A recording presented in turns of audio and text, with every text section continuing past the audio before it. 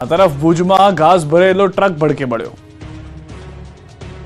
ભુજ તાલુકાના સુમરાસર ગામ ઘાસ ભરેલો ટ્રક સળગી ઉઠ્યો હતો। પશુઓ માટેનું ઘાસ ભરીને જતો ટ્રક સુમરાસર ગામે પહોંચી ત્યારે ટ્રક સળગી ઉઠ્યો। સૂકું ઘાસના કારણે આગે વિકરાળ સ્વરૂપ ધારણ કર્યું હતું। જોતામાં તો ટ્રક આગનો ગોળો બની ગયો હતો। ઘાસ પણ બળીને ખાક થઈ ગયું હતું। આગના પગલે ધુમાડાના કોટે કોટા આકાશમાં દૂર દૂર સુધી જોવા મળ્યા હતા।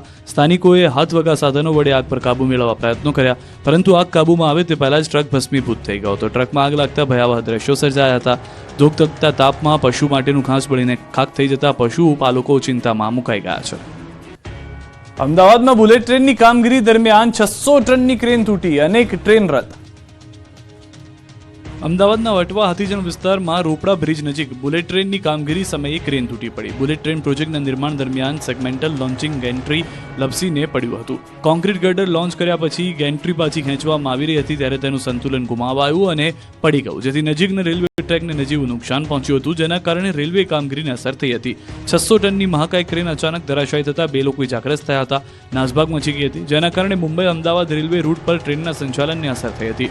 દુર્ઘટનાને કારણે ઘણી ટ્રેનો રદ કરવામાં આવી, ડાયવર્ટ કરવામાં આવી। તાત્કાલિક અકસ્માત રાહત ટ્રેનને રવાના કરી અને national high speed rail corporation limited, police અને ફાયર વિભાગની ટીમો ઘટના સ્થળે પહોંચી ગઈ। ક્રેન દુર્ઘટનાથી 25 ટ્રેનો રદ કરાઈ, મુસાફરો રજળી પડ્યા હતા।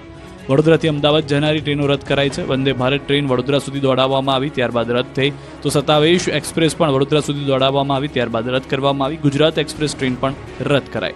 દક્ષિણ ગુજરાત મુંબઈનો ટ્રેન વ્યવહાર ખોરવાતા મુસાફરો રજળી પડ્યા હતા। નવસારીથી મુંબઈ જતી 3 ટ્રેન રદ કરવામાં આવી, જેમાં ગુજરાત એક્સપ્રેસ અને ડબલ ડેકર ટ્રેન રદ કરવામાં આવી છે, તો કચ્છ એક્સપ્રેસ તેમજ દાદર એક્સપ્રેસથી લઈને 2 થી 3.5 કલાક સુધી મોડી ચાલી રહી છે। અમદાવાદમાં 3 માળનું મકાન ધરાશાયી થતા 2 દબાયા।